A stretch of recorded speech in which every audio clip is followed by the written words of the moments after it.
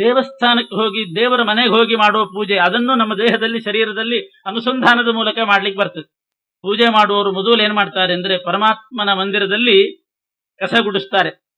ಕಸ ಗುಡಿಸಿ ಅದನ್ನು ಸಾರಿಸಿ ಮಾರ್ಜನ ಮಾಡಿ ಆಮೇಲೆ ಪೂಜೆ ಪ್ರಾರಂಭ. ಮಾರ್ಜನ ಮಾಡೋದು, ದೀಪ ಹಚ್ಚಿಡೋದು ಅದು ನಮ್ಮ ದೇಹದಲ್ಲೇ ಮಾಡ್ಲಿಕ್ಕೆ ಬರ್ತದೆ. ಹೇಗೆ ಅಂದ್ರೆ ಗೋಳಕಗಳು ರಮಾರಮಣನ ನಿಜಾಲಯಗಳು. ಗೋಳಕ ಅಂತಂದ್ರೆ ಕಣ್ಣು, ಇಂದ್ರಿಯ ಅಲ್ಲ. ಇಂದ್ರಿಯ ಬೇರೆ, ಗೋಳಕ ಬೇರೆ, ನೆನ್ಪಿಟ್ಕೊಳ್ಬೇಕು. ನಮಗೆ ಹೊರಗಡೆ ಏನ್ ಕಾಣಿಸ್ತದೆ ಇದು ಗೋಳಕ. ಇಂದ್ರಿಯ ಕಾಣೋದಿಲ್ಲ. ಇಂದ್ರಿಯ ಅತೀಂದ್ರಿಯ. ಕೆಲವರು ಹೇಳ್ತೀವಿ ಅವ್ರಿಗೆ ಕಿವಿ ಹೋಗಿದೆ ಅಂತಾರೆ. ಕಿವಿ ಇಲ್ಲ ಅಂದ್ರೆ ಕಾಣಿಸ್ತಾ ಇದೆಯಲ್ಲ ಕಿವಿ, ಇದು ಕಿವಿ ಅಲ್ಲ. ಇದು ಕರ್ಣ. ಕಿವಿ ಅಂದ್ರೆ ಇಂದ್ರಿಯ. ಇದು ಕಿವಿ ಬೇರೆ, ಅದ್ರಲ್ಲಿರೋ ಇಂದ್ರಿಯ ಬೇರೆ. ಅವ್ರಿಗೆ ಕಣ್ಣಿಲ್ಲ ಅಂತಾರೆ. ಕಣ್ಣಿಲ್ಲ ಅಂದ್ರೆ ಏನರ್ಥ? ಇದು ಕಾಣಿಸ್ತಾ ಇದೆ ಕಣ್ಣೆರಡು, ಆದರೆ ಇದು ಗೋಲಕ. ಇದು ಗೋಲಕ್ಕೆ ಕಾಣಿಸ್ತದೆ ನಮಗೆ, ಅದರೊಳಗಿರೋ ಇಂದ್ರಿಯ ಕಾಣೋದಿಲ್ಲ. ಗೋಳಕ ಬೇರೆ, ಇಂದ್ರಿಯ ಬೇರೆ. ಇಂದ್ರಿಯ ಇರೋದು ಗೋಳಕದಲ್ಲಿ. ಇದು ನೇತ್ರ. ಅದರ ಒಳಗಡೆ ಚಕ್ಷುರಿಂದ್ರಿಯ ಅಂತ ಒಂದಿರ್ತದೆ, ಅದು ಅತೀಂದ್ರಿಯ. ಇಂದ್ರಿಯಗಳೆಲ್ಲ ಅತೀಂದ್ರಿಯ. ಯಾವ ಇಂದ್ರಿಯವೂ ಕೂಡ ಯಾವುದಕ್ಕೂ ಕಾಣೋದಿಲ್ಲ. ಆದ್ರಿಂದ ಗೋಳಕಗಳು ಅಂತ ನಾವು ಮೊದಲು ತಿಳ್ಕೊಳ್ಬೇಕು. ಇದು ಕಣ್ಣು ಅಂದ್ರೆ ಗೋಳಕ, ಇದು ಕಿವಿ ಅಂದ್ರೆ ಗೋಳಕ. ನಾಲಿಗೆ ಇರ್ತದೆ, ಜಿಹ್ವಾ ಬೇರೆ, ನಾಲಿಗೆ ಬೇರೆ. ನಾಲಿಗೆ ಇರ್ತದೆ, ಆದ್ರೆ ಇಂದ್ರಿಯ ಹೋಗಿರ್ತದೆ ಕೆಲವರಿಗೆ. ಆವಾಗ ರುಚಿ ಏನು ಅನುಭವಕ್ಕೆ ಬರೋದಿಲ್ಲ. ಹೀಗೆ ಆ ನಮ್ಮ ದೇಹದಲ್ಲಿರ್ತಕ್ಕಂಥ ಗೋಳಕಗಳೇನಿದೆ, ಇಂದ್ರಿಯಕ್ಕೆ ಆಶ್ರಯವಾದ ಗೋಳಕಗಳು, ಅದು ಪರಮಾತ್ಮನ ಮನೆ ಅಂತ ಭಾವಿಸ್ತದೆ. ಇದು ಕಣ್ಣು ಕಿವಿ ಅಂತಂದ್ರೆ ಇದು ಪರಮಾತ್ಮನ ಮಂದಿರ, ಭಗವಂತನ ಮಂದಿರ. ಇದು ಪರಮಾತ್ಮನ ಮಂದಿರಕ್ಕೆ ಹೋದವರು ಮೊದಲು ಕಸ ಗುಡಿಸ್ಬೇಕು, ಅದನ್ನ ಸಾರಿಸ್ಬೇಕು. ಬೆಳಿಗ್ಗೆದ್ದು ಮುಖ ಪ್ರಕ್ಷಾಲನೆ ಮಾಡುವಾಗ, ಮುಖ ತೊಳ್ಕೊಳ್ಳುವಾಗ ಕಣ್ಣು ಕಿವಿ ಎಲ್ಲ ಸ್ವಚ್ಛ ಮಾಡಿ ತೊಳ್ಕೊಳ್ತಾರೆ. ಅದನ್ನು ಸ್ವಚ್ಛ ಮಾಡಿ ತೊಳ್ಕೊಳ್ಳುವಾಗ ಅನುಸಂಧಾನ ಏನಿರ್ಬೇಕು ಅಂದ್ರೆ ಪರಮಾತ್ಮನ ಮಂದಿರವನ್ನ ಕಸ ಗುಡಿಸಿ ಸಾರಿಸ್ತಿದ್ದೀವಿ ಅಂತ ಅನುಸಂಧಾನ ಇರ್ಬೇಕು. ಕಣ್ಣಲ್ಲಿರ್ತಕ್ಕಂಥ ಸಿಳ್ಳು ಅದನ್ನೆಲ್ಲ ತೆಗೆದು ಸ್ವಚ್ಛ ಮಾಡ್ಕೊಳ್ತಾರೆ. ಮಾಡ್ಕೊಳ್ಳುವಾಗ ಈ ಅನುಸಂಧಾನ ಬೇಕು ಅಂತಾರೆ ದಾಸರು. ಯಾರಿಗಿರ್ತದೆ ಹೇಳಿ? ನಾವು ಮುಖ ತೊಳ್ಕೊಳ್ತೇವೆ ಬೆಳಗ್ಗೆದ್ದು ಮುಖ ಪ್ರಕ್ಷಾಲನೆ. ಬರೇ ಮುಖ ಪ್ರಕ್ಷಾಲನೆ ಅಲ್ಲ, ಪರಮಾತ್ಮನ ಮಂದಿರದ ಮಾರ್ಜನ ಅಂತ ಮಾಡ್ಬೇಕಂತ. ಹರಿಮಂದಿರ ಮಾರ್ಜನ ಮಾಡ್ತಿದ್ದೀವಿ ಅಂತ ಕಣ್ಣು ಮುಖ ತೊಳ್ಕೊಳ್ಳುವ. ಗೋಳಕಗಳು ರಮಾರಮಣನ ನಿಜಾಲಯಗಳು. ಅನುದಿನದಿ ಸಂಪ್ರಕ್ಷಾಲನೆ. ಅನುದಿನ ಅಂತ ಹಾಕ್ತಾರೆ. ಯಾವತ್ತಾದ್ರೂ ಬಿಡ್ತಾರ ಮುಖ ತೊಳ್ಕೊಳ್ಳೋದು? ಕೆಲವರು ಸ್ನಾನ ಬಿಡೋರಿದ್ದಾರೆ, ಭಾನುವಾರ ಸ್ನಾನ ಮಾಡೋರು ಅಂತಿರ್ತಾರೆ. ಆದ್ರೆ ಮುಖ ಮಾತ್ರ ತೊಳ್ಕೊಳ್ತಾರೆ. ಅನುದಿನದಿ ಮಾಡ್ತಕ್ಕಂಥ ಸಂಪ್ರಕ್ಷಾಲನೆ ಏನಿದೆ ಅದು ಸಂಮಾರ್ಜನ, ಹರಿಮಂದಿರ ಮಾರ್ಜನ ಅಂತ ತಿಳ್ಕೊಳ್ಬೇಕಂತ. ಆ ಗೋಳಕದಲ್ಲಿರ್ತಕ್ಕಂಥ ಕರಣ ಇಂದ್ರಿಯ ಏನಿದೆ ಅದೆಲ್ಲ ಪರಮಾತ್ಮನಿಗೆ ದೀಪ ಅಂತ ಭಾವಿಸ್ಬೇಕು. ಯಾಕೆ? ಇಂದ್ರಿಯಗಳೆಲ್ಲ ತೈಜಸ ಅಂತಿರೋದು. ತೈಜಸ ಅಹಂಕಾರದಿಂದ ಹುಟ್ಟಿದ್ದು ಇಂದ್ರಿಯ. ಆದ್ರಿಂದ ಪ್ರತಿಯೊಂದು ಇಂದ್ರಿಯವನ್ನ ದೀಪಗಳ ಸಾಲು. ದೇವರಿಗೆ ದೀಪದ ಸಾಲು ದೀಪ ಹಾಕಿಟ್ಟಿರ್ತಾರೆ. ರಂಗಪೂಜಾ ಅಂತ ವಿಧಿ ಇದೆ. ರಂಗಪೂಜಾ ಮಾಡೋದು ಪರಮಾತ್ಮನಿಗೆ ಅಂತ. ಪರಮಾತ್ಮನ ಪೂಜೆಯಲ್ಲಿ ಅನೇಕ ಕ್ರಮ. ಅಂಗ, ರಂಗ, ವೈಭವ ಅಂತ 3 ಥರ ಪೂಜೆ. ಅಂಗಪೂಜಾ ಅಂದ್ರೆ ಗರ್ಭಗುಡಿ ಒಳಗೆ ಮಾಡ್ತಕ್ಕಂಥ ಪೂಜೆ ಅಂಗಪೂಜೆ. ರಂಗಪೂಜಾ ಅಂದ್ರೆ ಉತ್ಸವ ಮೂರ್ತಿಯನ್ನು ಹೊರಗಡೆ ತಂದಿಟ್ಟು ಸಾಲು ದೀಪ ಹಚ್ಚಿಟ್ಟು ಉಷ್ಟುದ್ದಕ್ಕೆ ನೈವೇದ್ಯಗಳನ್ನೆಲ್ಲ ಇಟ್ಟು ಸೇವಾಕರ್ತರಿಂದಲೇ ಪೂಜೆ ಮಾಡಿಸ್ತಾರಲ್ಲ, ಇದು ರಂಗಪೂಜೆ. ಅಂಗಪೂಜೆ ಬೇರೆ ಸೇವಾಕರ್ತರು ಮಾಡೋ ಹಾಗಿಲ್ಲ. ಎಷ್ಟು ಸಹಸ್ರಾರು ಲಕ್ಷ ರೂಪಾಯಿ ಕೊಟ್ಟರು ಒಳಗಡೆ ಅರ್ಚಕನೇ ಮಾಡ್ಬೇಕದು ಅಂಗಪೂಜೆ. ನಾವು ಮಾಡ್ತೀವಿ ಅಂತಂದ್ರೆ ಹಾಗಾದ್ರೆ ಹೊರಗಡೆ ತಂದಿಡ್ತಾರೆ. ಉತ್ಸವ ಮೂರ್ತಿಯನ್ನು ಹೊರಗಡೆ ತಂದಿಟ್ಟು ಇನ್ನೊಂದು ಮಧ್ಯ ಮಂಟಪ ಅಂತ ಇರ್ತದೆ, ಅಲ್ಲಿ ತಂದಿಟ್ಟು ಅವ್ರ ಕೈಯಿಂದಲೇ ಪೂಜೆ ಮಾಡ್ತಾರೆ. ಅವರೇ ಅರ್ಶನ ಇರ್ತಾರೆ, ಅವರೇ ಕುಂಕುಮ, ಅವರೇ ಮಂತ್ರಾಕ್ಷತೆ ಇರಿಸಿದ್ರೆ ಇದು ರಂಗಪೂಜೆ. ದೇವರು ಸ್ವಲ್ಪ ಹೊರಗೆ ಬರ್ತಾನೆ. ಸೇವಾಕರ್ತರೇನಿರ್ತಾರೆ, ಚೀಟಿ ಹರಿಸಿದವರು, ಅವರು ಪೂಜಾ ಸ್ವೀಕಾರ ಮಾಡ್ಲಿಕ್ಕೆ ಹೊರಗೆ ಬರ್ತಾನಂತ. ಇನ್ನೂ ಹೊರಗೆ ಬರ್ತಾನೆ. ಚೀಟಿ ಹರಿಸದೇ ಇದ್ದವ್ರ ಕೈಲೂ ಪೂಜಾ ಸ್ವೀಕಾರ ಮಾಡ್ಬೇಕು ಅಂತ ಹೊರಗೆ ಬರ್ತಾನಂತ.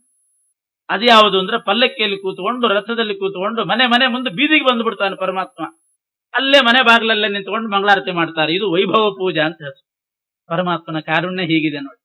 ಅಂಗ, ರಂಗ, ವೈಭವ ಅಂತ 3. ಅಂಗಪೂಜೆ ಗರ್ಭಗುಡಿ ಒಳಗೆ, ರಂಗಪೂಜೆ ಹೊರಗೆ, ವೈಭವ ಪೂಜೆ ಬೀದಿಗೆ ಬರ್ತಾನೆ ಪರಮಾತ್ಮ. ನೀವಂತೂ ನಮ್ಮ ಮನೆಗೆ ಬರ್ದಿದ್ರೆ ನಾನೇ ನಿಮ್ಮ ಮನೆ ಬಾಗಿಲಿಗೆ ಬರ್ತೀನಿ ಅಂತ. ಕೆಲವರು ಇರ್ತಾರೆ ದೇವಸ್ಥಾನಕ್ಕೆ ಹೋಗದೇ ಇದ್ದವ್ರು, ಅಲ್ಲೇ ಪರಮಾತ್ಮ ಬರ್ತಾನಂತ. ವರ್ಷಕ್ಕೆ 1 ಸಲನೋ 2 ಸಲನೋ ಪಲ್ಲಕ್ಕಿ ತಗೊಂಡು ಬರ್ತಾನೆ. ಹೀಗೆ ಆ ರಂಗಪೂಜೆ ಮಾಡುವಾಗ ದೀಪಗಳ ಸಾಲು ಹಚ್ಚಿಡೋ ಕ್ರಮ ಇದೆ. ನಮ್ಮ ಮಾನಸ ಪೂಜೆಯಲ್ಲಿ ಅನುಸಂಧಾನ ಹೇಗೆ ಅಂದ್ರೆ ಗೋಳಕಗಳು ರಮಾರಮಣನ ನಿಜಾಲಯಗಳು, ಅನುದಿನದಿ ಸಂಪ್ರಕ್ಷಾಲನೆ ಸಂಮಾರ್ಜನ, ಕರಣಗಳೇ ದೀಪಗಳ ಸಾಲು ಅಂತಾರೆ. ಆ ಗೋಲಕದಲ್ಲಿರೋ ಇಂದ್ರಿಯಗಳನ್ನೇ ಪರಮಾತ್ಮನಿಗೆ ದೀಪದ ಸಾಲು ಅಂತ ಅರ್ಪಣೆ ಮಾಡಬೇಕು. ತತ್ತದ್ ವಿಷಯಗಳ ಸಮ್ಮೇಳನವೇ ಪರ್ಯಂಕ. ಒಂದೊಂದು ಇಂದ್ರಿಯಕ್ಕೆ ಒಂದೊಂದು ವಿಷಯ ಸಂಪರ್ಕ ಆಗ್ತದೆ. ಈ ಗೋಳಕದಲ್ಲಿರ್ತಕ್ಕಂಥ ಚಕ್ಷುರೇಂದ್ರಿಯಕ್ಕೆ ರೂಪದ ಸಂಪರ್ಕ ಆಗ್ತದೆ, ಕಿವಿಯಲ್ಲಿರ್ತಕ್ಕಂಥ ಶ್ರವಣೇಂದ್ರಿಯಕ್ಕೆ ಶಬ್ದದ ಸಂಪರ್ಕ ಆಗ್ತದೆ, ಮೂಗಿನಲ್ಲಿರೋ ಘ್ರಾಣೇಂದ್ರಿಯಕ್ಕೆ ಗಂಧದ ಸಂಪರ್ಕ ಆಗ್ತದೆ, ತ್ವಗೇಂದ್ರಿಯಕ್ಕೆ ಸ್ಪರ್ಶದ ಸಂಪರ್ಕ ಆಗ್ತದೆ, ರಸನೇಂದ್ರಿಯಕ್ಕೆ ನಾಲಿಗೆಗೆ ರಸದ ಸಂಪರ್ಕ ಆಗ್ತದೆ. ಹೀಗೆ ಆ ಇಂದ್ರಿಯಗಳಿಗೆ ವಿಷಯ ಪದಾರ್ಥಗಳ ಸಂಪರ್ಕ ಏನಾಗ್ತದೆ, ಆ ಸಂಪರ್ಕವನ್ನೇ ಪರಮಾತ್ಮನಿಗೆ ಪರ್ಯಂಕ ಮಂಚ ಅಂತ ಸಮರ್ಪಣೆ ಮಾಡಿಬಿಡ್ಬೇಕು. ತತ್ಸುಖದೇಳಿಗೆಯೇ ಸುಪ್ಪತ್ತಿಗೆ, ಆ ಸಂಪರ್ಕ ಆದಾಗ ಏನು ಆನಂದೋದ್ರೇಕ ಆಗ್ತದೆ. ನಾಲಿಗೆಗೂ ರಸಕ್ಕೂ ಮಾವಿನ ಹಣ್ಣಿಗೂ ಸಂಪರ್ಕ ಆದಾಗ ಅದು ಪರಮಾತ್ಮನಿಗೆ ಮಂಚ. ಅದು ಆ ಸಂಪರ್ಕದಿಂದ ಆನಂದ ಏನಾಗ್ತದೆ, ಅವನಿಗೆ ತೃಪ್ತಿ ಏನಾಗ್ತದೆ, ಅದು ಪರಮಾತ್ಮನಿಗೆ ಸುಪ್ಪತ್ತಿಗೆ. ಅದೇ ಅವನಿಗೆ ಹಾಸಿಗೆ. ಸುಪ್ಪತ್ತಿಗೆ ಅಂದ್ರೆ ಹಾಸಿಗೆ. ಆತ್ಮನಿವೇದನವೇ ವಸನ. ತನ್ನನ್ನ ಪರಮಾತ್ಮನಿಗೆ ಅರ್ಪಣೆ ಮಾಡಿಕೊಂಡು ಬಿಡು. ನಾನೇ ನಿನ್ನ ಸೇವೆಗಿರ್ತಕ್ಕವ ನಾನು ಅಂತ ಅನುಸಂಧಾನ ಬಂತು ಅಂತಂದ್ರೆ ಅದೇ ವಸ್ತ್ರ ಯುಗ್ಮಂ ಸಮರ್ಪಯಾಮಿ ಅಂತ ನಮ್ಮ ಆತ್ಮನನ್ನ ಅರ್ಪಣೆ ಮಾಡಿಕೊಳ್ಳೋದೇ ವಸ್ತ್ರ ಸಮರ್ಪಣೆ. ಈ ರೀತಿ ಭಗವಂತನ ಮಾನಸ ಪೂಜೆ ಹೇಳ್ತಾ ಇದ್ದಾರೆ. ಇನ್ನು ಇಷ್ಟೇ ಅರ್ಪಣೆ ಮಾಡಿದ್ರೆ ಸಾಲದು. ವಸ್ತ್ರ ಆಯ್ತು, ಮಂಚ ಆಯ್ತು, ಶಯ್ಯ ಆಯ್ತು, ಪರಮಾತ್ಮನ ಮಂದಿರ ಸಾರಿಸಿದ್ದಾಯ್ತು. ಮುಖ ತೊಳ್ಕೊಳ್ಳುವಾಗ ಅದು ಭಗವಂತನ ಮಂದಿರ ಸಾರಿಸೋದು ಅಂತ ಅರ್ಥ. ಇಂದ್ರಿಯಗಳನ್ನ ದೀಪ ಅಂತ ಅರ್ಪಣೆ ಮಾಡಿದ್ವಿ. ಇಂದ್ರಿಯಕ್ಕೂ ವಿಷಯಕ್ಕೂ ಸಂಪರ್ಕ ಮಂಚ, ಅದರಿಂದ ಬಂದಂಥ ಸುಖ ಹಾಸಿಗೆ. ಆತ್ಮ ಸಮರ್ಪಣೆ ವಸ್ತ್ರ ಸಮರ್ಪಣೆ. ಇನ್ನು ಪಾದುಕೆಗಳನ್ನು ಸಮರ್ಪಣೆ ಮಾಡಬೇಕು ಭಗವಂತನಿಗೆ. ಗಂಧಲೇಪನ ಮಾಡಬೇಕು, ಪೂರ್ತಿ ಗಂಧಲೇಪನ. ಮೈ ತುಂಬ ಗಂಧ ಹಚ್ಚಿಟ್ಟಿರ್ತಾರೆ, ಗಂಧಲೇಪನ ಅಂತ. ಹೂವು ಏರಿಸಬೇಕು, ಧೂಪಾರ್ತಿ ಮಾಡಬೇಕು, ದೀಪ, ಛತ್ರ, ಚಾಮರ ಇವೆಲ್ಲ ಮಾಡಬೇಕು. ಧೂಪಾರ್ತಿ ಇಲ್ಲ, ಛತ್ರ ಇಲ್ಲ, ಚಾಮರ ಇಲ್ಲ, ಹೇಗೆ ಅರ್ಪಣೆ ಮಾಡಬೇಕು ಮಾನಸ ಪೂಜೆಯಲ್ಲಿ ಅಂತಂದ್ರೆ, ಪಾಪಕರ್ಮವು ಪಾದುಕೆಗಳು. ನಾವು ಮಾಡಿದಂಥ ಪಾಪಕರ್ಮಗಳನ್ನೇ ಭಗವಂತ ಇದು ನಿನಗೆ ಪಾದುಕೆ ಸಮರ್ಪಯಾಮಿ ಅಂತ ಪಾದುಕಾದ್ವಯ ಅಂತ ಸಮರ್ಪಣೆ ಮಾಡಿಬಿಡ್ಬೇಕಂತೆ ಪಾಪವನ್ನ. ಅದಕ್ಕೆ ಜಮಖಂಡಿ ವಾದರಾಚಾರ್ಯ ಬರೆದ್ರು, ಪಾಪವನ್ನ ಪಾದುಕೆ ಅಂತ ಸಮರ್ಪಣೆ ಮಾಡಬೇಕು ಅಂದ್ರೆ ಏನರ್ಥ. ಪಾದುಕೆ ಸಮರ್ಪಣೆ ಮಾಡಿದಾಗ ಆ ಪಾದರಕ್ಷಾ ದಾನ ತಗೊಂಡವರು ಹೇಗೆ ಅದನ್ನ ಕಾಲಿನಿಂದ ಮೆಟ್ಟಿ ತುಳಿದು ಸವಿಸಿ ಬಿಡ್ತಾರೆ, ಅದೇ ರೀತಿ ಭಗವಂತನಿಗೆ ನಾವು ಪಾಪಕರ್ಮಗಳನ್ನ ಅರ್ಪಣೆ ಮಾಡಿಬಿಟ್ರೆ ಅದನ್ನು ಅವನು ತುಳಿದು ಸವಿಸಿ ಬಿಡ್ತಾನೆ. ಅದರ ಫಲ ನಮಗೆ ಬರೋದಿಲ್ಲ. ಆದ್ರಿಂದ ಇದನ್ನು ಸವಿಸಿ ಬಿಡು, ಇದರ ಫಲ ಕೊಡಬೇಡ ನಮಗೆ ಅಂತ ಪಾಪವನ್ನ ಅರ್ಪಣೆ ಮಾಡ್ಬೇಕಂತ. ಏನೋ ಆಗೋಯ್ತು ಪಾಪ, ಫಲ ಮಾತ್ರ ಕೊಡಬೇಡ, ಅದನ್ನು ಸವಿಸಿ ಬಿಡು ಅಂತ ಬೇಡ್ಕೊಂಡ್ರೆ ಸವಸ್ತ. ಪಾಪಕರ್ಮವು ಪಾದುಕೆಗಳು, ಅನುಲೇಪನವು ಸತ್ಪುಣ್ಯ. ಪುಣ್ಯಕರ್ಮ ಮಾಡಿದಾಗ ಅದನ್ನ ಭಗವಂತನಿಗೆ ಅನುಲೇಪನ, ಪೂರ್ತಿ ಗಂಧಲೇಪನ ಮಾಡಿದ ಹಾಗೆ ಮಾಡ್ಬೇಕಂತ. ಯಾಕೆ ಪುಣ್ಯ ಆದ್ರಿಂದ ಅದನ್ನ ಕಾಲಡಿಗೆ ಹಾಕೋದಲ್ಲ, ಪಾಪವನ್ನ ಪರಮಾತ್ಮನ ಕಾಲಡಿಗೆ ಹಾಕಿ ಪುಣ್ಯವನ್ನ ಮೈಗೆಲ್ಲ ಸವರಿಸ್ಬೇಕಂತೆ. ಇದು ನಿನಗೆ ಅನುಲೇಪನ ಅಂತ. ಶಾಸ್ತ್ರಾಲಾಪನವೇ ಶ್ರೀ ತುಳಸಿ. ಭಗವಂತನಿಗೆ ತುಳಸಿ ಬೇಕೇ ಬೇಕು. ವಲ್ಲನೋ ಹರಿಕೊಳ್ಳನು, ತುಳಸಿ ಇಲ್ಲದ ಪೂಜೆ ಪರಮಾತ್ಮ ಸ್ವೀಕಾರ ಮಾಡೋದಿಲ್ಲ. ತುಳಸಿ ಯಾವುದು ಅಂತಂದ್ರೆ ಶಾಸ್ತ್ರಾಲಾಪನವೇ ಶ್ರೀ ತುಳಸಿ. ಪರಮಾತ್ಮನ ಶಾಸ್ತ್ರ ಶ್ರವಣ ಮಾಡೋದಿದೆಯಲ್ಲ, ಅದೇ ಭಗವಂತನಿಗೆ ತುಳಸಿ ಸಮರ್ಪಣೆ. ಏನಾದರೂ ಶ್ರವಣ ಮಾಡಿದ್ರೆ, ಪ್ರವಚನ ಮಾಡಿದ್ರೆ, ಮನನ ಮಾಡಿದ್ರೆ ಅದನ್ನ ಪರಮಾತ್ಮನಿಗೆ ತುಳಸಿ ಅಂತ ಅರ್ಪಣೆ ಮಾಡಿಬಿಡ್ಬೇಕಂತ.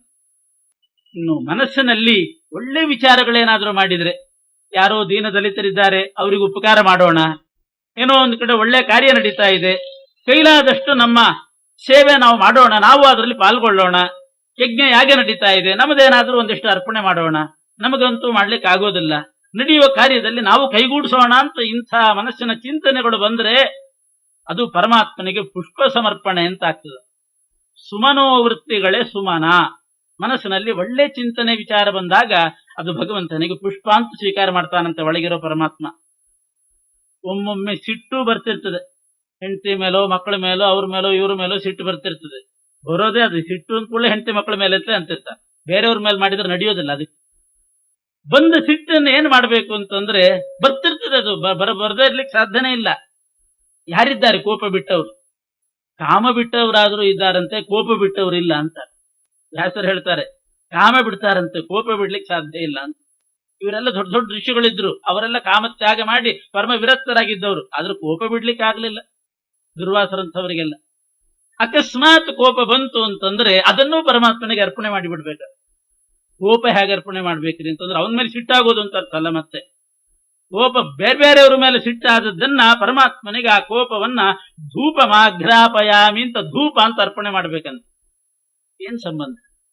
ಕೋಪ ಬಂದ ಪಾಪ ಹೇಗೆ ಸಮರ್ಪಣೆ ಮಾಡಬೇಕು? ಸರಿಯಾಯ್ತು, ಅದು ಪಾದರಕ್ಷೆ ಅಂತ ಮಾಡಿದ್ರೆ ತುಳಿತಾನೆ, ಮೆಟ್ಟುತ್ತಾನೆ, ಸವಸ್ತಾನೆ.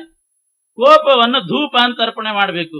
ಬಹಳ ಚೆನ್ನಾಗಿ ಬರೀತಾರೆ ವ್ಯಾಖ್ಯಾನಕಾರರು. ಯಾಕೆ ಕೋಪ ಧೂಪ ಅಂತಂದ್ರೆ, ಈ ಧೂಪಾರ್ತಿ ಅಂತ ಮಾಡ್ತಾರೆ ನೋಡ್ರಿ, ಆ ದಶಾಂಗ ಹಾಕಿ ಎತ್ತದ್ರೊಳಗೆ ಆ ಹೊಗೆ ಬಿಟ್ಟಿರ್ತದೆ. ಪರಮಾತ್ಮನಿಗೆ ಬೇರೆ ಕೆಂಡ ಸುತ್ತೋದೇ ಆಗಿರ್ತದೆ ಎಷ್ಟೋ ಕಡೆ. ಧೂಪ ಯಾವಾಗ್ಲೂ ಬೇಗ ಹೋಗಿ ಬಿಡ್ತದಂತೆ. ಸ್ವಲ್ಪ ಹಾಕ್ತಾರೆ, ಹಾಕಿದ ಕೂಡಲೇ ಆ ಧೂಪ ಅದರ ಹೊಗೆ ಎಲ್ಲ ಹೋಗಿಬಿಡ್ತದೆ. ಅದರಂತೆ ಕೋಪ ಮನುಷ್ಯನಿಗೆ ಬಂದ್ರೆ ಬೇಗ ಹೋಗೋ ಕೋಪ ಆಗಬೇಕು. ಬಂತು ಅಂತಂದ್ರೆ ಧೂಪ ಹೋದಷ್ಟು ಬೇಗ ಕೋಪ ಹೋಯ್ತು ಅಂತಂದ್ರೆ ಆವಾಗ ಅಂಥ ಕೋಪವನ್ನ ಪರಮಾತ್ಮನಿಗೆ ಧೂಪ ಅಂತ ಸಮರ್ಪಣೆ ಮಾಡ್ಬೇಕಂತ. ವರ್ಷಗಟ್ಲೆ ಕೆಲವರಿಗೆ ಕೋಪ ಇರ್ತದೆ, ಅದು ಮಾತ್ರ ಧೂಪ ಅಂತ ಅರ್ಪಣೆ ಮಾಡ್ಲಿಕ್ಕೆ ಆಗಬಾರ್ದು. ಅದಕ್ಕೆ ಹೇಳಿ ಉತ್ತಮ ಕ್ಷಣಕೋಪಸ್ಯ, ಉತ್ತಮರಿಗೂ ಕೋಪ ಬರ್ತದಂತೆ, ಕ್ಷಣ ಮಾತ್ರ ಇರ್ತದಂತೆ, ಹೋಯ್ತು ಆಮೇಲೆ ಮರ್ತು ಬಿಡ್ತಾರೆ. ಉತ್ತಮ ಕ್ಷಣಕೋಪಸ್ಯ ದಿನಕೋಪಸ್ತು ಮಧ್ಯಮಃ, ಮಧ್ಯಮರಿಗೆ ಒಂದ್ ದಿನ ಪೂರ್ತಿ ಇರ್ತದಂತೆ, ಒಂದ್ ದಿವಸ ಇಡೀ ಮಾರಿಗಂಟು ಹಾಕೊಂಡೇ ಇರ್ತಾರೆ. ದಿನಕೋಪಸ್ತು ಮಧ್ಯಮಃ, ಮಧ್ಯಮರು. ಅಧಮರಿರ್ತಾರೆ, ಅಧಮಃ ವರ್ಷಕೋಪಸ್ಯ, ಒಂದು ವರ್ಷದ ತನಕ ಸಿಟ್ಟಿರ್ತಾರೆ, ಅವ್ರ ಮನೆಗೆ ಹೋಗೋದಿಲ್ಲ ಒಂದು ವರ್ಷದ ತನಕ, ಆಮೇಲೆ ಮತ್ತೆ ಸ್ವಲ್ಪ ಕೂಲ್ ಆದ್ಮೇಲೆ ಹೋಗ್ತಾರೆ. ಇನ್ನು ಅಧಮಾಧಮರು ಅಂತಿದ್ದಾರೆ, ಅವರು ಸಾಯೋ ತನಕ, ಅವ್ರು ಸತ್ರು ಅವ್ರ ದೇಹ ಹೋದ್ರೂ ಕೋಪ ಹೋಗೋದಿಲ್ಲ ಅಂತ, ಇಂಥವ್ರು ಅಧಮಾಧಮರು ಅಂತ ಹೇಳ್ತಾರೆ. ಅದರಿಂದ ಉತ್ತಮರು, ಮಾನಸ ಪೂಜೆ ಮಾಡುವವರು ಯಾರು? ಉತ್ತಮರು. ಅವರಿಗೆ ಬಂದಂತ ಕೋಪ ಒಂದು ಕ್ಷಣಾರ್ಧದಲ್ಲಿ ಅದು ಹೋಗಿಬಿಡ್ತದಾದ್ರಿಂದ ಆ ಬಂದ ಕೋಪವನ್ನ ಪರಮಾತ್ಮನಿಗೆ ಧೂಪ ಅಂತ ಅರ್ಪಣೆ ಮಾಡ್ಬೇಕಂತ. ಕೋಪ ಧೂಪವು ಭಕ್ತಿ ಭೂಷಣ. ಭಕ್ತಿ ಬಂದ್ರೆ ಪರಮಾತ್ಮನಲ್ಲಿ, ಗುರುಗಳಲ್ಲಿ, ಹರಿಗುರುಗಳಲ್ಲಿ, ವಾಯುದೇವರಲ್ಲಿ ಭಕ್ತಿ ಬಂತು ಅಂತಂದ್ರೆ ಅದು ಪರಮಾತ್ಮ ಭೂಷಣ ಅಂತ ಸ್ವೀಕಾರ ಮಾಡ್ತಾನೆ. ಅಂದ್ರೆ ಬಹಳ ಇಟ್ಕೊಂಡಿರ್ತಾರೆ ಭೂಷಣವನ್ನು, ಯಾವಾಗಲೂ ಧಾರಣೆ ಮಾಡ್ತಾರೆ. ಆ ಭಕ್ತಿಯನ್ನ ಪರಮಾತ್ಮ ಭೂಷಣ ಅಂತ ಸ್ವೀಕಾರ ಮಾಡ್ತಾರೆ. ವ್ಯಾಪಿಸಿದ ಸದ್ಬುದ್ಧಿ ಛತ್ರವು, ವಿಶಾಲವಾದಂತಹ ಬುದ್ಧಿ, ಅದು ಪರಮಾತ್ಮನಿಗೆ ಛತ್ರ ಸಮರ್ಪಣೆ ಅಂತ ಮಾಡಬೇಕು. ಸುಜ್ಞಾನ ಬಂತು ಅಂದ್ರೆ ಅದೇ ಜ್ಞಾನ ದೀಪ, ಪರಮಾತ್ಮನ ತತ್ವಜ್ಞಾನವೇ ಅವನಿಗೆ ದೀಪ ಅಂತ ಅರ್ಪಣೆ ಮಾಡಬೇಕು. ಎಷ್ಟೆಷ್ಟು ಪರಮಾತ್ಮನ ಗುಣಕೀರ್ತನ ಮಾಡ್ತೀವಿ ಅಷ್ಟು ಆರಾರ್ತಿಗಳೇ ಗುಣಕಥನ. ಗುಣಕಥನ ಮಾಡಿದಷ್ಟು ಪರಮಾತ್ಮನಿಗೆ ಆರತಿ ಎತ್ತಿದ ಹಾಗೆ. ಭಗವಂತನಿಗೆ ಒಂದೇ ಆರತಿ ಎತ್ತೋದಲ್ಲ, ಬಹಳಷ್ಟು ಆರತಿ ಮಾಡಬೇಕು ಅಂತ, ಅನೇಕ ಆರತಿಗಳನ್ನು ಮಾಡಬೇಕು. ಮತ್ಸ್ಯಾರ್ತಿ, ಕೂರ್ಮಾರ್ತಿ, ಗಂಗಾರತಿ ಅಂತ ಅನೇಕ ವಿಧವಾದ ಆರತಿಗಳಿದೆ ಆರತಿ ಮಾಡುವಾಗ. ಆ ರೀತಿ ಬಹಳಷ್ಟು ಆರತಿ ಅಂದ್ರೆ ಎಷ್ಟು ಗುಣಕೀರ್ತನ ಮಾಡ್ತೇವೋ, ಎಷ್ಟು ದೇವರ ನಾಮ ನಾವು ಹೇಳ್ತೇವೋ ಅಷ್ಟು ಭಗವಂತನಿಗೆ ಆರತಿ ಬೆಳಗಿದ ಹಾಗೆ. ಇದು ಮಾನಸ ಪೂಜೆ ಮಾಡೋ ಕ್ರಮ. ಮನವ ಪ್ರದಕ್ಷಿಣೆ, ಆರತಿ ಎಲ್ಲ ಆದ್ಮೇಲೆ ಕೊನೆಗೆ ಪ್ರದಕ್ಷಿಣೆ ನಮಸ್ಕಾರ ಅಂತ ಸಮರ್ಪಯಾಮಿ ಅಂತ ಅದಾಗ್ಬೇಕಲ್ಲ. ಮಾನಸ ಪೂಜೆಯಲ್ಲಿ ಪ್ರದಕ್ಷಿಣೆ ಯಾವುದು ಅಂತಂದ್ರೆ ಮನವಚನ ಕಾಯಿಕ ಪ್ರದಕ್ಷಿಣೆ. ಅನುದಿನದಿ ಸರ್ವತ್ರ ವ್ಯಾಪಕ ವನರುಹೇಕ್ಷಣೆಗೆ ಅರ್ಪಿಸುತ್ತಾ ಮೋದಿಸುತ್ತಲಿರು ಸತತ. ಸುಮ್ಮನೆ ಕೆಲವರು ಬೆಳಗ್ಗೆದ್ದು ವಾಕಿಂಗ್ ಅಂತ ಹೋಗಿ ಬರ್ತಾರೆ ನೋಡ್ರಿ, ಎಲ್ಲೆಲ್ಲಿ ಹೋಗಿ ಒಂದು ರೌಂಡ್ ವಾಕಿಂಗ್ ಬರ್ತಾರೆ. ಬಂದಾಗ ಅಷ್ಟು ಮನೆಯಲ್ಲಿದ್ದಂಥ ಪರಮಾತ್ಮನಿಗೆ, ಆ ಮನೆಗಳಲ್ಲಿದ್ದಂಥ ವ್ಯಕ್ತಿಗಳೇನಿದ್ದಾರೆ ಅವರ ಮನಸ್ಸಿನಲ್ಲಿದ್ದಂಥ ಪರಮಾತ್ಮನಿಗೆ ನಾವು ಪ್ರದಕ್ಷಿಣೆ ಮಾಡಿದ್ವಿ ಅಂತ ಅನುಸಂಧಾನ ಮಾಡಿಬಿಟ್ರೆ ಆಗ ಅದು ಪ್ರದಕ್ಷಿಣೆ ಆಗ್ತದೆ. ಸುಮ್ಮನೆ ಬೀದಿ ಸುತ್ತೋದಲ್ಲ, ಸುತ್ತಿದಾಗೆಲ್ಲ ಇದು ಪರಮಾತ್ಮನಿಗೆ ಪ್ರದಕ್ಷಿಣೆ. ಯಾಕೆಂದ್ರೆ ಸರ್ವತ್ರ ವ್ಯಾಪ್ತನಾಗಿ ಪರಮಾತ್ಮ ಇದ್ದಾನೆ ಅನ್ನೋ ಅನುಸಂಧಾನ ಬಂದಾಗ ಅವರು ಬೀದಿ ಸುತ್ತಿದವರಾಗೋದಿಲ್ಲ, ದೇವರಿಗೆ ಪ್ರದಕ್ಷಿಣೆ ಮಾಡಿದವರಾಗ್ತಾರೆ. ಹರಿಯ ಚಿಂತನೆ ಇಲ್ಲ, ಸುಮ್ಮನೆ ಸುತ್ತಿ ಬಂದ್ರು ಅವ್ರು ಬೀದಿ ಸುತ್ತಿದ್ರು ಅಂತ ಅರ್ಥ. ಅವರಿಗೆ ಫಲ ಏನು ಅಂತಂದ್ರೆ ಕೊನೆಗೆ 0 ಸುತ್ತಾನಷ್ಟೇ. ಹಿಂಗೆ ಅದೇ ಪ್ರದಕ್ಷಿಣೆಯನ್ನ ನಾವು ಪರಮಾತ್ಮನ ಅನುಸಂಧಾನದಿಂದ ಮಾಡಿದಾಗ ಅವನು ವಿಶೇಷವಾದ ಫಲ ಕೊಡ್ತಾನೆ. ಇದು ಕಾಯಿಕ ಪ್ರದಕ್ಷಿಣೆ ಆಯ್ತು. ಕೆಲವರು ಕಾಯಿಕ ಪ್ರದಕ್ಷಿಣೆ ಮಾಡೋದಿಲ್ಲ, ಕೂತಲ್ಲೇ ಕೂತಿರ್ತಾರೆ, ವಾಕಿಂಗ್ ಹೋಗೋದಿಲ್ಲ. ಆದ್ರೆ ಅವ್ರ ಮನಸ್ಸು ವಾಕಿಂಗ್ ಹೋಗಿರುತ್ತೆ. ಅವ್ರು ಹೋಗಿರೋದಿಲ್ಲ, ಅವರ ಮನಸ್ಸು ಮಾತ್ರ ಎಲ್ಲಾ ಕಡೆ ವಾಕಿಂಗ್ ಮಾಡ್ಕೊಂಡು ಬಂದಿರ್ತದೆ. ಆ ಮನಸ್ಸು ಸಂಚಾರ ಮಾಡಿದಾಗಲೂ ಕೂಡ ಎಲ್ಲಾ ಕಡೆ ಪರಮಾತ್ಮ ವ್ಯಾಪಿಸಿದ್ದಾನೆ ಅಂತ ಚಿಂತನೆ ಬಂದಾಗ ಸರ್ವತ್ರ ವ್ಯಾಪಕನಾದ ಪರಮಾತ್ಮನಿಗೆ ಅದು ಮಾನಸಿಕ ಪ್ರದಕ್ಷಿಣೆ ಆಗ್ತದೆ. ಕೆಲವರು ಮಾತಿನಿಂದ ಪ್ರದಕ್ಷಿಣೆ ಮಾಡಿರ್ತಾರೆ, ಅಂದ್ರೆ ಎಲ್ಲಾ ಮಾತು ಬೇಕು ಅವ್ರಿಗೆ, ಎಲ್ಲರ ಸುದ್ದಿನೂ ಮಾತಾಡಿರ್ತಾರೆ. ಹತ್ತಿದ ಮನೆ, ಪಕ್ಕದ ಮನೆ, ಮೇಲಿನವರು, ಎಲ್ಲರ ಬಗ್ಗೆನೂ ಮಾತಾಡಿರ್ತಾರಲ್ಲ. ಆ ಸರ್ವತ್ರ ವ್ಯಾಪ್ತನಾದ ಪರಮಾತ್ಮನಿಗೆ ಅದು ವಾಚನಿಕ ಪ್ರದಕ್ಷಿಣೆ ಆಗ್ತದೆ. ಸರ್ವತ್ರ ವ್ಯಾಪ್ತನಾಗಿದ್ದಾನೆ ಪರಮಾತ್ಮ ಅಂತ ಅನುಸಂಧಾನ ಇದ್ರೆ ಅದನ್ನು ದಾಸರು ಹೇಳ್ತಾರೆ. ಮನ ವಚನ ಕಾಯಿಕ ಪ್ರದಕ್ಷಿಣೆ ಅನುದಿನದಿ ಸರ್ವತ್ರ ವ್ಯಾಪಕ ವನರುಹೇಕ್ಷಣೆಗೆ ಅರ್ಪಿಸುತ್ತ. ಸರ್ವತ್ರ ವ್ಯಾಪ್ತನಾಗಿದ್ದಾನೆ ಅಂತ ಚಿಂತನೆ ಬಂದಾಗ ಇದೆಲ್ಲವೂ ಕೂಡ ಮನಸ್ಸು ಎಲ್ಲೆಲ್ಲಿ ಓಡಾಡಿರ್ತದೆ, ಮಾತು ಯಾರ್ಯಾರ ಬಗ್ಗೆ ಆಡಿರ್ತದೆ, ಎಲ್ಲೆಲ್ಲಿ ನಾವು ಸುತ್ತಾಕಿ ಬಂದಿರ್ತೀವಿ, ಎಲ್ಲ ವನರುಹೇಕ್ಷಣೆಗೆ ಅರ್ಪಿಸುತ್ತಾ ಮೋದಿಸುತ್ತಲಿರು ಸತತ. ಅನುಭವಕ್ಕೆ ತಂದುಕೋ, ಹೇಳಿದ ಕೂಡಲೇ ಆಗೋದಿಲ್ಲ, ಅನುಭವಕ್ಕೆ ತಂದುಕೋ. ಸಕಲ ಸಾಧನದೊಳಗೆ ಇದೇ ಮುಖ್ಯ. ಸರ್ವತ್ರ ಪರಮಾತ್ಮ ವ್ಯಾಪ್ತನಾಗಿದ್ದಾನೆ. ಪಂಚಭೂತಗಳಲ್ಲಿ ಪರಮಾತ್ಮನ ಪೂಜಾ ಸಾಮಗ್ರಿ ಇದೆ. ಈ ಅನುಸಂಧಾನ ಇದು ಬಹಳ ಮುಖ್ಯ. ಸರ್ವಕರ್ಮ ಮಾಡಿಸುವನು ಪರಮಾತ್ಮ ಅನ್ನೋ ಅನುಸಂಧಾನ ಮುಖ್ಯ.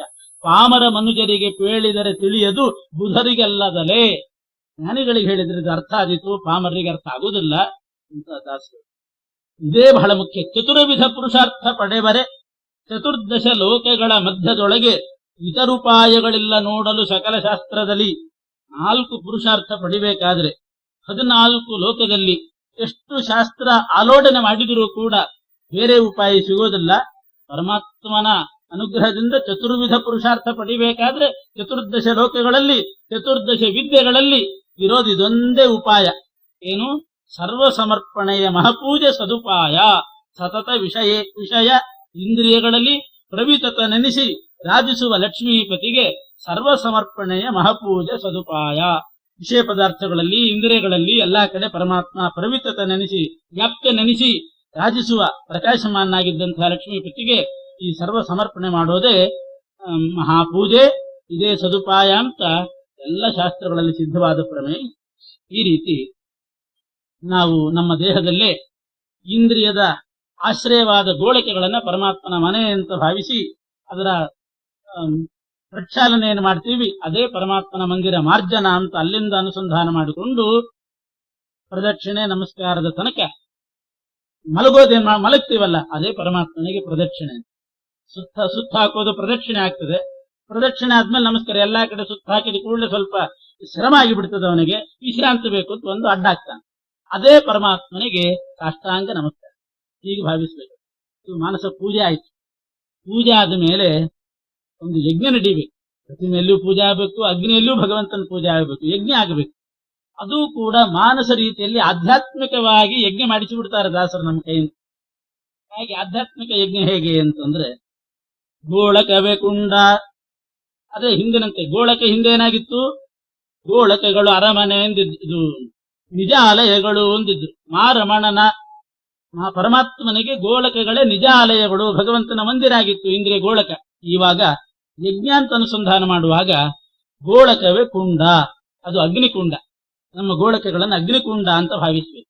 ಆ ಗೋಳಕದಲ್ಲಿರ್ತಕ್ಕಂಥ ಇಂದ್ರಿಯವನ್ನ ಅಗ್ನಿ ಅಂತ ಭಾವಿಸ್ಬೇಕು. ಅದೇ ತೇಜಸ್ಸು, ತೈಜಸ ಇಂದ್ರಿಯ, ಆದ್ರಿಂದ ಅದು ಅಗ್ನಿ ಆಯ್ತು. ಇವಾಗ ಹಿಂದೆ ದೀಪ ಆಗಿತ್ತು, ದೀಪ ಸಾಲು, ಈಗ ಅಗ್ನಿ. ಗೋಳಕವೇ ಕುಂಡ, ಅಗ್ನಿ ಕರಣವು. ಕರಣ ಅಂದ್ರೆ ಇಂದ್ರಿಯ, ಅದು ಅಗ್ನಿ ಆಯ್ತು. ಮೇಲೊದಗಿ ಬಹ ವಿಷಯ ಸಮಿಧೆಯು. ಒಂದೊಂದು ಇಂದ್ರಿಯಕ್ಕೆ ಒಂದೊಂದು ವಿಷಯ ಅಂತ ಮಾಡಿಟ್ಟಿದ್ದಾನೆ. ಕಣ್ಣು ಗೋಲಕ, ಇದ್ರೊಳಗಿರ್ತಕ್ಕಂಥ ಚಕ್ಷುರಿಂದ್ರಿಯ ಅದು ಅಗ್ನಿ ಇದ್ದ ಹಾಗೆ. ಚಕ್ಷುರಿಂದ್ರಿಯಕ್ಕೆ ಒಂದು ವಿಷಯ ಅಂತ ಮಾಡಿಟ್ಟಿದ್ದಾನೆ ರೂಪ, ಜ್ಞಾನೇಂದ್ರಿಯಕ್ಕೆ ಗಂಧ, ಶ್ರವಣೇಂದ್ರಿಯಕ್ಕೆ ಶಬ್ದ, ರಸನೇಂದ್ರಿಯಕ್ಕೆ ರಸ, ತ್ವಗೇಂದ್ರಿಯಕ್ಕೆ ಸ್ಪರ್ಶ ಅಂತ 5 ಪಂಚ ತನ್ಮಾತ್ರ ಅಂತ ವಿಷಯ ಪದಾರ್ಥ ಭೋಗ್ಯ ವಸ್ತುಗಳನ್ನು ಮಾಡಿಟ್ಟಿದ್ದಾನೆ. ಅದು ಸಮಿಧೆ ಅಂತ ಭಾವಿಸ್ತದೆ. ಗೋಳಕ ಕುಂಡ ಆಯಿತು, ಅದರೊಳಗಿರೋ ಇಂದ್ರಿಯ ಅಗ್ನಿ ಆಯಿತು. ಆ ಇಂದ್ರಿಯ ಅನುಭೋಗಿಸ್ತಕ್ಕಂಥ ವಿಷಯ ಅದು ಸಮಿಧೆ ಆಯಿತು. ಹೋಮ ಮಾಡುವಾಗ ಅಗ್ನಿಯಲ್ಲಿ ಸಮಿಧೆಗಳನ್ನು ಹಾಕ್ತಾರೆ. ಇದು ವಿಷಯಗಳೇ ಸಮಿಧೆ. ಸಮಿಧೆ ಹಾಕಿದ ಕೂಡಲೇ ಅದು ಅಗ್ನಿ ಉರಿಬೇಕು ಅಂತ ಒಂದಿಷ್ಟು ಗಾಳಿ ಊದ್ತಾರೆ. ಅದಕ್ಕೆ ಊದುಗೊಳವಿ ತಗೊಂಡು ಊದ್ತಾರೆ, ಪ್ರಯತ್ನ ಮಾಡ್ತಾರೆ ಬೆಂಕಿ ಬರಲಿ ಅಂತ. ವಿಷಯದ ಸಂಪರ್ಕ ಆಗಬೇಕು, ನಾಲಿಗೆಗೆ ರಸ ದೊರಿಬೇಕು, ಕಿವಿಗೆ ಒಳ್ಳೆ ವಾರ್ತೆ ಬೇಕು ಅಂತ ಏನು ಪ್ರಯತ್ನ ಮಾಡ್ತಾನೆ, ಆ ಪ್ರಯತ್ನವೇ ಗಾಳಿ. ಗಾಳಿ ಯತ್ನವು. ಆಮೇಲೆ ಮೊದಲು ಊದಿದ ಕೂಡಲೇ ಬೆಂಕಿ ಬರೋದಿಲ್ಲ, ಹೊಗೆ ಬರ್ತದೆ. ಆ ಕಾಮನೆ ವಿಷಯ ಪದಾರ್ಥಗಳನ್ನು ಅನುಭೋಗಿಸಬೇಕು ಅಂತ ಮನುಷ್ಯನಿಗೆ ಆಸೆ ಉಂಟಾಗ್ತದೆ, ಅದು ಧೂಮ ಇದ್ದಾಗ. ಯಜ್ಞ ಮಾಡುವಾಗ ಬರೋ ಹೊಗೆ ಈ ಆಧ್ಯಾತ್ಮಿಕ ಯಜ್ಞದಲ್ಲಿ ವಿಷಯ ಪದಾರ್ಥಗಳ ಅನುಭೋಗ ಮಾಡಬೇಕು ಅಂತ ಆಸೆ ಉಂಟಾಗ್ತದೆ, ಅದು ಹೊಗೆ ಇದ್ದಾಗ. ಅದನ್ನು ಕೃಷ್ಣನೇ ಹೇಳಿದ್ದಾನೆ. ಮನುಷ್ಯನಿಗೆ ಆಸೆ ಬಂತು ಅಂತಂದ್ರೆ ಅದು ಹೊಗೆ ಇದ್ದ ಹಾಗೆ ಅಂತ. ಅದು ಹೊಗೆ ಯಾವ ರೀತಿ ಬೆಂಕಿಯನ್ನು ಮುಚ್ಚಿಬಿಡ್ತದೋ ಅದೇ ರೀತಿ ಮನುಷ್ಯನಿಗೆ ಆಸೆ ಬಂತು ಅಂತಂದ್ರೆ ಪರಮಾತ್ಮನ ತತ್ವ ಮುಚ್ಚಿ ಹೋಗ್ತದೆ. ಆಸೆಯ ಒಳಗೆ ಇನ್ಯಾವುದೂ ಕಾಣೋದೇ ಇಲ್ಲ. ಆದ್ರಿಂದ ಕಾಮಧೂಮವು ಸನ್ನಿಧಾನ ಅರ್ಚಿ ಸ್ವಲ್ಪ ಉರಿ ಪ್ರಾರಂಭ ಆಗ್ತದೆ. ವಿಷಯ ಪದಾರ್ಥಗಳ ಸನ್ನಿಧಾನ ಆಯ್ತು, ಹತ್ತಿರ ಬಂತು ಅಂತಂದ್ರೆ ಅದು ಉರಿ ಬಂದ ಹಾಗೆ. ಆಮೇಲೆ ಕಿಡಿ ಹಾರ್ತದೆ. ಆ ವಿಷಯ ಸಂಪರ್ಕದಿಂದ ಆನಂದ ಬಂತು ಅಂತಂದ್ರೆ ಅದೇ ಕಿಡಿ ಇದ್ದ ಹಾಗೆ. ಸಮ್ಮೇಳನವೇ ಪ್ರಜ್ವಾಲೆ, ಒಳ್ಳೆ ಜ್ವಾಲೆ ಬರ್ತದೆ. ಕಿಡಿಗಳು ತೂಳಿದ ಆನಂದಗಳು. ವಿಶೇಷವಾದ ಆನಂದ, ವಿಷಯ ಸಂಪರ್ಕದಿಂದ ಆನಂದ ಉಂಟಾದಾಗ, ತೃಪ್ತಿ ಬಂದಾಗ ಅದು ಕಿಡಿಗಳು ಅಂತ ಭಾವಿಸಬೇಕು. ಆ ವಿಷಯ ಪದಾರ್ಥಗಳನ್ನ ಅನುಭೋಗ ಮಾಡುವಾಗ ಏನೇನು ಮಾತುಗಳಾಡ್ತಾರೆ ಆ ಮಾತೆಲ್ಲ ಮಂತ್ರ ಆಗ್ತದೆ. ಮಂತ್ರ ಅಂತ ಅನುಸಂಧಾನ ಮಾಡಿದ್ರೆ ಅಧ್ಯಾತ್ಮ ಯಜ್ಞವಿದು. ಆಧ್ಯಾತ್ಮಿಕ ಯಜ್ಞ ಮಾಡುವ ಕ್ರಮ ಹೇಳಿ. ಗೋಳಕ ಕುಂಡ, ಇಂದ್ರಿಯ ಅಗ್ನಿ, ಆ ಇಂದ್ರಿಯದ ವಿಷಯವೇ ಸಮಿಧೆ, ಆ ವಿಷಯ ಪದಾರ್ಥದ ಭೋಗಕ್ಕೆ ಮಾಡುವ ಪ್ರಯತ್ನವೇ ಗಾಳಿ ಹಾಕಿದ ಹಾಗೆ, ಆಸೆ ಬಂದಾಗ ಅದು ಹೊಗೆ ಧೂಮ, ವಿಷಯ ಪದಾರ್ಥಕ್ಕೂ ಇಂದ್ರಿಯಕ್ಕೂ ಆಗುವ ಸನ್ನಿಧಾನವೇ ಅರ್ಚಿ ಅಂದ್ರೆ ಉರಿ, ಮೇಳನವೇ ಪ್ರಜ್ವಾಲೆ. ಸಂಪೂರ್ಣ ಹತ್ತಿರ ಬಂದು ಸನ್ನಿಕರ್ಷ ಆದಾಗ ಅದು ಜ್ವಾಲೆ, ಆನಂದವೇ ಕಿಡಿ, ತತ್ವತ್ಕಾಲ ಮಾತುಗಳೆಲ್ಲ ಮಂತ್ರ. ಅಧ್ಯಾತ್ಮ ಯಜ್ಞವಿದು. ವಿಷಯ ಪದಾರ್ಥ ಅನುಭೋಗ ಮಾಡುವಾಗ ಏನ್ ಮಾತಾಡ್ತಿರ್ತಾನೆ ಅದು ಮಂತ್ರೋಚ್ಚಾರಣೆ ಅಂತ ಜ್ಞಾನಿಗಳು ಭಾವಿಸ್ತಾರೆ. ಆವಾಗ ಅದು ಅಧ್ಯಾತ್ಮ ಯಜ್ಞ ಆಗ್ತದೆ. ತಮ್ಮ ಜೀವನವೇ ಯಜ್ಞ ಅಂದ್ರೆ ಬದುಕನ್ನೇ ಯಜ್ಞ ಅಂತ ಮಾಡ್ತಾರೆ. ಏನಾದ್ರೂ ವಿಷಯ ಪದಾರ್ಥಗಳ ಭೋಗ ಆಯಿತು ಅಂತಂದ್ರೆ ಅದು ಯಜ್ಞ ಆಗ್ತದೆ ಜ್ಞಾನಿಗಳಿಗೆ. ಇನ್ನೊಂದು ರೀತಿಯ ಅನುಸಂಧಾನ ಹೇಳ್ತಾರೆ. ಕ್ಷೇತ್ರ ಯಾತ್ರೆ ಮಾಡಬೇಕಲ್ಲ, ಕೂತಲ್ಲೇ ಕ್ಷೇತ್ರ ಯಾತ್ರೆ ಮಾಡಿಸಿಬಿಡ್ತಾರೆ ದಾಸರು. ಅದು ಹೇಗೆ? ಮಧು ವಿರೋಧಿಯ ಪಟ್ಟಣಕ್ಕೆ. ನಮ್ಮ ದೇಹ ಈಗ ಪರಮಾತ್ಮನ ಪಟ್ಟಣ, ಭಗವಂತ ವಾಸ ಮಾಡುವ ಕ್ಷೇತ್ರ ಉಡುಪಿ ಅಂತ ಭಾವಿಸ್ರಿ. ಕೃಷ್ಣನ ಪಟ್ಟಣ ಯಾವುದು? ಉಡುಪಿ. ನಾರಾಯಣನ ಪಟ್ಟಣ ಬದ್ರಿ. ಮಧು ವಿರೋಧಿಯ ಪಟ್ಟಣ ಅಂದ್ರೆ ನಮ್ಮ ದೇಹವೇ ಮಧು ವಿರೋಧಿ ಮಧುಸೂದನ ಪರಮಾತ್ಮನ ಪಟ್ಟಣ ಅಂತ ಭಾವಿಸ್ಬೇಕು. ಮಧು ವಿರೋಧಿಯ ಪಟ್ಟಣ ಇದು, ಕ್ಷೇತ್ರ ಇದು. ಕ್ಷೇತ್ರ ಅಂತಂದ್ಮೇಲೆ ಅದಕ್ಕೆ 4 ಕಡೆ ಬಾಗಿಲಿರ್ತದೆ. ಪೂರ್ವದ್ವಾರ, ದಕ್ಷಿಣ ದ್ವಾರ ಅಂತ ಬೇರೆ ಬೇರೆ ಕಡೆ ಬಾಗಿಲಿಟ್ಟಿರ್ತಾರೆ. ಇಲ್ಲಿ ಯಾವುದು? ನಮ್ಮ ದೇಹವೇ ಮಧು ವಿರೋಧಿಯ ಪಟ್ಟಣ. ಪೂರ್ವದ ಕವಾಟಗಳು, ಕವಾಟ ಅಂದ್ರೆ ಬಾಗಿಲು, ಪೂರ್ವದ ಕವಾಟಗಳು ಅಚ್ಚಿ, ನಾಸಿಕ, ವದನ, ಕಣ್ಣು, ಮೂಗು, ಬಾಯಿ. ಈ ದೇಹವೆಂಬಂಥ ಪರಮಾತ್ಮನ ಪಟ್ಟಣಕ್ಕೆ, ಕ್ಷೇತ್ರಕ್ಕೆ ಇವು ಪೂರ್ವದ ಬಾಗಿಲು. ಇವು 3 ಪೂರ್ವದ ಕವಾಟಗಳು ಅಚ್ಚಿ, ನಾಸಿಕ, ವದನ. ಶ್ರೋತ್ರಗಳೆರಡು ದಕ್ಷಿಣ ಉತ್ತರ ದ್ವಾರ. 2 ಕಿವಿಗಳು ದಕ್ಷಿಣ ಮತ್ತು ಉತ್ತರ ದ್ವಾರಗಳು ಅಂತ ಭಾವಿಸಬೇಕು. ಬುಧ ಉಪಸ್ಥಗಳೆರಡು, 2 ಅಧೋದ್ವಾರಗಳು, ಕೆಳಗಿರ್ತಕ್ಕಂಥ ಮತ್ತೆರಡು ದ್ವಾರಗಳನ್ನ ಪಶ್ಚಿಮ ಕದಗಳೆನಿಪವು. ಅದು ಪಶ್ಚಿಮ ದ್ವಾರ ಅಂತ ಭಾವಿಸಬೇಕಂತ. ಆವಾಗ ಇದು ಪರಮಾತ್ಮನ ಕ್ಷೇತ್ರ, ಪಟ್ಟಣ ಆಯಿತು. ಪಟ್ಟಣದೊಳಗೆ ಭಗವಂತನ ಮಂದಿರ ಯಾವುದು? ಬದ್ರಿಗೆ ಹೋಗಿ ಆಯ್ತು. ದೇವಾಲಯ ಯಾವುದು ಅಂತ ಕೇಳಿದ್ರೆ 6 ದೇವಾಲಯ ಇದೆಯಂತೆ ಈ ದೇಹವೆಂಬಂತಹ ಕ್ಷೇತ್ರದಲ್ಲಿ, ಪಟ್ಟಣದಲ್ಲಿ 6 ದೇವಸ್ಥಾನ ಇತ್ತು. ಒಂದೊಂದು ಕ್ಷೇತ್ರಕ್ಕೆ ಹೋದ್ರೆ ಎಷ್ಟೋ ದೇವಸ್ಥಾನ ಇರ್ತದೆ. ಈ ದೇಹವೆಂಬಂತಹ ಕ್ಷೇತ್ರದಲ್ಲಿ, ಪಟ್ಟಣದಲ್ಲಿ 6 ದೇವಸ್ಥಾನ. ಯಾವುದದು? ಷಟ್ಸರೋಜವೇ ಸದನ. ಷಟ್ಸರೋಜಗಳು ಅಂತ 6 ಚಕ್ರಗಳಿದೆಯಂತೆ. ಮೂಲ ಸ್ಥಾನದಿಂದ ಆರಂಭ ಮಾಡಿಕೊಂಡು 6 ಚಕ್ರಗಳು ಇದೆಯಂತೆ, 6 ಕಮಲ. ಮೂಲೆ ಚನಾಭೌ ಹೃದಯೇಂದ್ರ ಯೋನಿ ಭ್ರೂಮಧ್ಯ ಮೂರ್ಧದ್ವಿಷಡಂತಕೇಶು ಅಂತ ನಾಭಿ ಮೂಲದಲ್ಲಿ ಒಂದು, ಮೂಲೇಚ, ಆಮೇಲೆ ನಾಭಿಯಲ್ಲಿ ಒಂದು, ಹೃದಯದಲ್ಲಿ ಒಂದು, ಕಂಠದಲ್ಲಿ ಒಂದು ಚಕ್ರ, ಹುಬ್ಬಿನ ನಡುಭಾಗದಲ್ಲಿ ಒಂದು ಚಕ್ರ. ಮೂಲೇಚ ನಾಭವು ಹೃದಯ 3 ಆಯ್ತು. ಇಂದ್ರಯೋನಿ ಅಂತಂದ್ರೆ ಈ ಕಂಠದ ಮಧ್ಯದಲ್ಲಿ ಒಂದು, ನಾಭಿ ಮೂಲ, ನಾಭಿ, ಹೃದಯ, ಕಂಠದ ಮಧ್ಯ, ಭ್ರೂಮಧ್ಯ, ತಲೆ ಮೇಲೆ. ಮೂಲೇಚ ನಾಭವು ಹೃದಯ ಇಂದ್ರಯೋನಿ ಭ್ರೂಮಧ್ಯ ಮೂರ್ಧದ್ವಿಷಡಂತ ಕೇಶು. ಹೀಗೆ 6 ಚಕ್ರಗಳು ತಲೆ ಮೇಲೆ ಸೇರಿಸಿದ 6 ಚಕ್ರ. ಅದರಲ್ಲಿ ಪರಮಾತ್ಮ ನೆಲೆಸಿದ್ದಾನೆ. ಅದನ್ನೇ ನಾವು ಹೃದಯ ಕಮಲ ಅಂತ. ಹೃದಯದಲ್ಲಿರ್ತಕ್ಕಂಥ ಚಕ್ರ 6 ದಳದ ಚಕ್ರ, 6 ಕಮಲದ ನಿನ್ನೆ ಹೇಳಿದೆ. ಅದರಲ್ಲಿ ಪರಮಾತ್ಮ ನೆಲೆಸಿದ್ದಾನೆ.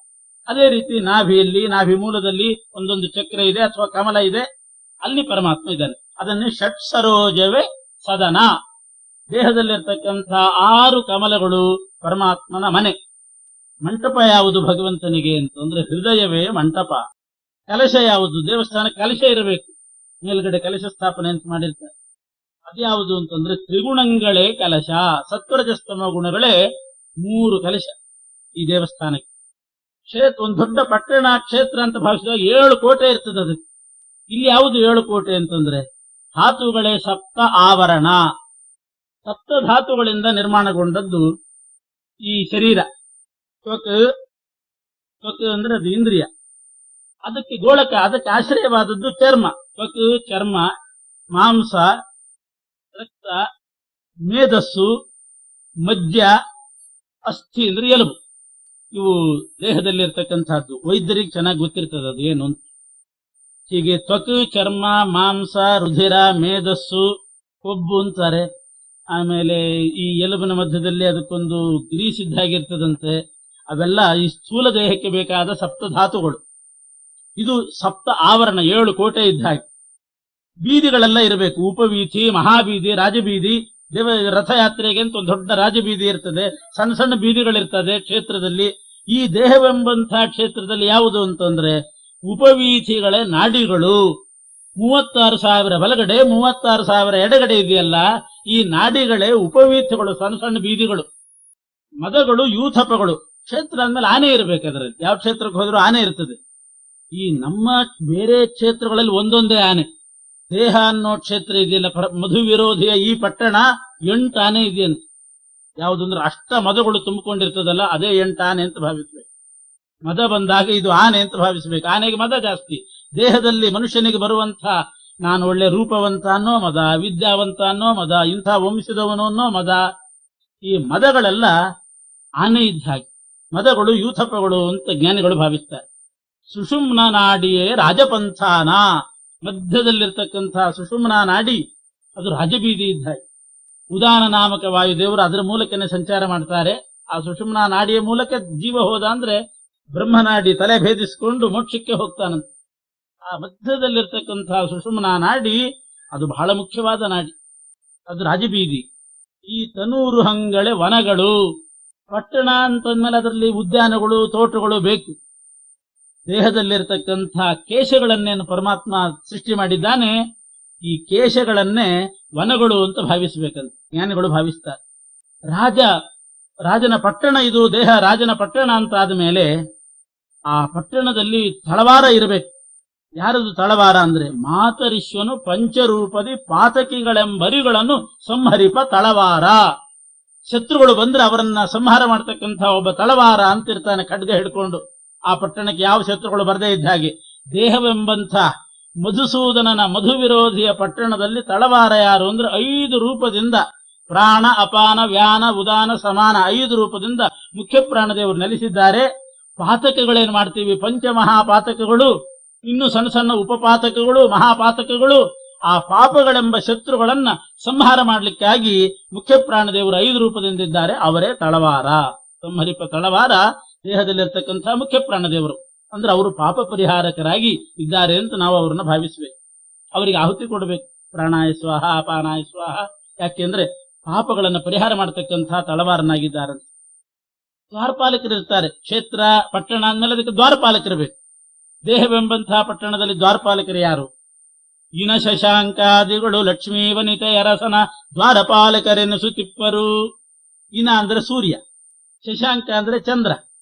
ನೋಡಿ, ಬಲಗಣ್ಣಿನಲ್ಲಿ ಸೂರ್ಯ ಇದ್ದಾನೆ, ಎಡಗಣ್ಣಿನಲ್ಲಿ ಚಂದ್ರ ಇದ್ದಾನೆ. ಹೀಗೆ ಇವರೆಲ್ಲ ಈ ಇಂದ್ರಿಯಗಳಲ್ಲಿರ್ತಕ್ಕಂಥ ಆ ದೇವತೆಗಳೇನಿದ್ದಾರೆ, ಇನ ಶಶಾಂಕಾದಿಗಳು ಲಕ್ಷ್ಮೀ ವನಿತೆ ಅರಸನ, ಪರಮಾತ್ಮನಿಗೆ ಈ ಪಟ್ಟಣಕ್ಕೆ ದ್ವಾರಪಾಲಕರು ಅಂತ ಅವರನ್ನು ಭಾವಿಸಬೇಕು. ಮನದ ವೃತ್ತಿಗಳೇ ಪದಾತಿಗಳು, ಕಾಲಾಳುಗಳು ಅಂತಿರ್ತಾರೆ. ಆ ಕಾಲಾಳುಗಳು ಯಾರು ಅಂತಂದ್ರೆ ಮನಸ್ಸಿನಲ್ಲಿ ಬರತಕ್ಕಂತಹ 100 ವ್ಯಾಪಾರಗಳು, ಮಾನಸಿಕ ಚಿಂತನೆಗಳೇ ಕಾಲಾಳು.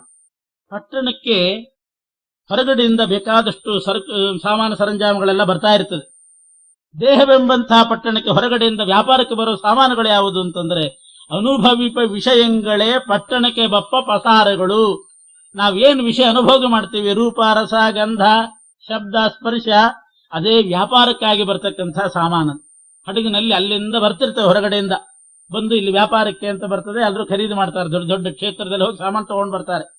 ದೇಹವೆಂಬಂತಹ ಪಟ್ಟಣದಲ್ಲಿ ವ್ಯಾಪಾರಕ್ಕಾಗಿ ಬರತಕ್ಕಂಥ ಸಾಮಾನುಗಳು ಯಾವುದು ಅಂತಂದ್ರೆ ಶಬ್ದ, ಸ್ಪರ್ಶ, ರೂಪ, ರಸ, ಗಂಧಗಳನ್ನು ಒದಗಿಸ್ತಾನಲ್ಲ. ಕಿವಿಗೆ ಶಬ್ದ, ಕಣ್ಣಿಗೆ ರೂಪ, ಘ್ರಾಣೇಂದ್ರಿಯಕ್ಕೆ ಮೂಗಿಗೆ ಗಂಧ, ನಾಲಿಗೆಗೆ ರಸ, ತ್ವಗೇಂದ್ರಿಯಕ್ಕೆ ಸ್ಪರ್ಶವನ್ನ ಒದಗಿಸ್ತಾನೆ. ಅದೇ ವ್ಯಾಪಾರಕ್ಕೆ ಬರ್ತಕ್ಕಂಥ ಸಾಮಾನುಗಳು.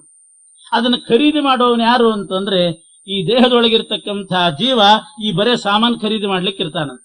ಶಬ್ದ, ಸ್ಪರ್ಶ, ರೂಪ, ರಸ ಅದನ್ನು ಅನುಭೋಗಿಸ್ಲಿಕ್ಕಿರ್ತಕ್ಕಂಥ ವ್ಯಾಪಾರಕ್ಕಾಗಿ ಬರುವವನು ಈ ಜೀವ ಅಂತೆ. ಜೀವ ಸುವರ್ತಕ, ಜೀವನೇ ಸುವರ್ತಕ. ಕಪ್ಪಗಳ ಕೈಗೊಂಬ ಹರಿತಾನು. ಕೊನೆಗೆ ಟ್ಯಾಕ್ಸ್ ಕೊಡಬೇಕಲ್ಲ ವ್ಯಾಪಾರ ಆದ್ಮೇಲೆ. ಟ್ಯಾಕ್ಸ್ ಕೊಡೋದು ಯಾರಿಗೆ ಅಂತಂದ್ರೆ ಆ ಟ್ಯಾಕ್ಸ್ ತಗೊಳ್ಳಿಕ್ಕೆ ಪರಮಾತ್ಮ ಈ ಪಟ್ಟಣದಲ್ಲಿ ಇದ್ದಾನೆ.